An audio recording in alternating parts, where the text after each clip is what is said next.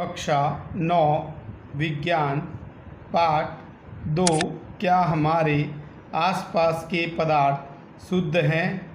विनय sir, इस video में हम उद्देश्य नमक और कपूर के मिश्रण को अलग करने की ऊर्ध्वपातन की विधि के बारे में अध्ययन करेंगे। कार्य पद्धति। एक चीनी मिट्टी की प्याली यानी रकाबी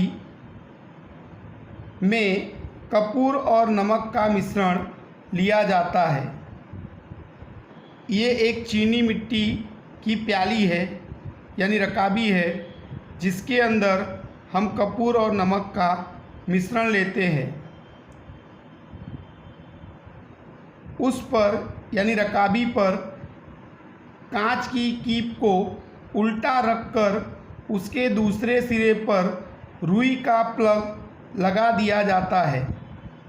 तो ये रकाबी जो है उसके ऊपर हम एक कांच की कीप को उल्टा रखकर उसके दूसरे सिरे पर रुई का प्लग लगा देते हैं।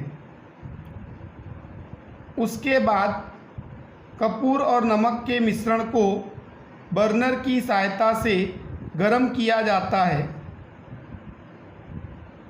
और उसके बाद उसका अवलोकन किया जाता है।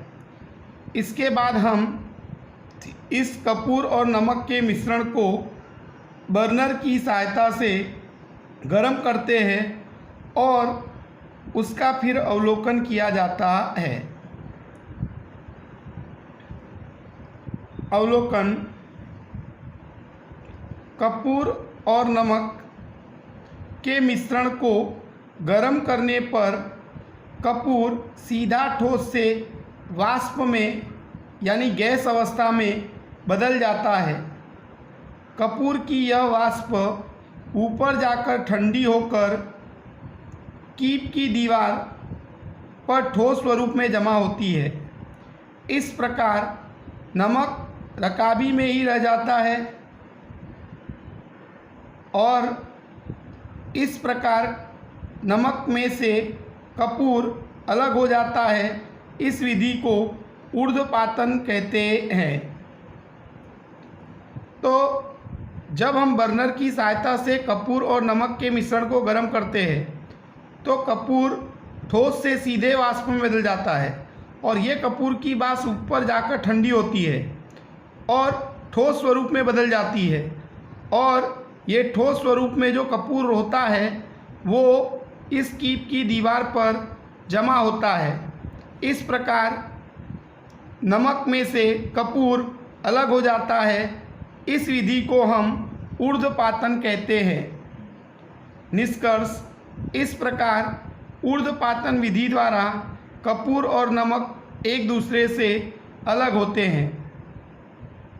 फिर से संक्षिप्त में इसको समझते हैं।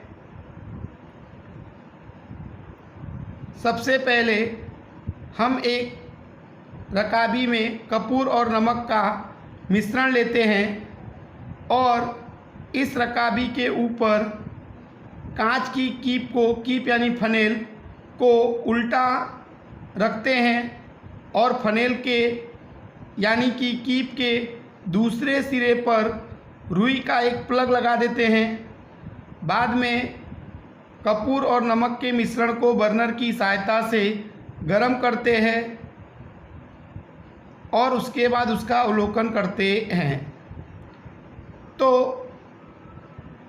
कपूर और नमक के मिश्रण को बर्नर की सहायता से गर्म करने पर कपूर ठोस से सीधा वाष्प में बदल जाता है और कपूर की वाष्प ऊपर जाती है और ठंडी होकर कीप की दीवारों पर जमा होती है ठोस स्वरूप में। इस प्रकार नमक रकाबी में ही रह जाता है और कपूर ऊपर जाकर कीप की दीवारों पर ठोस स्वरूप में जमा होता है। इस प्रकार नमक में से कपूर अलग होता है।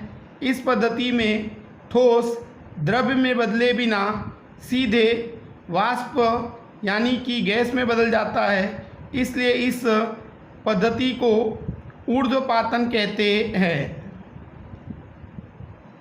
निष्कर्ष, इस प्रकार ऊर्ध्वपातन विधि द्वारा कपूर और नमक को एक दूसरे से अलग किया जाता है।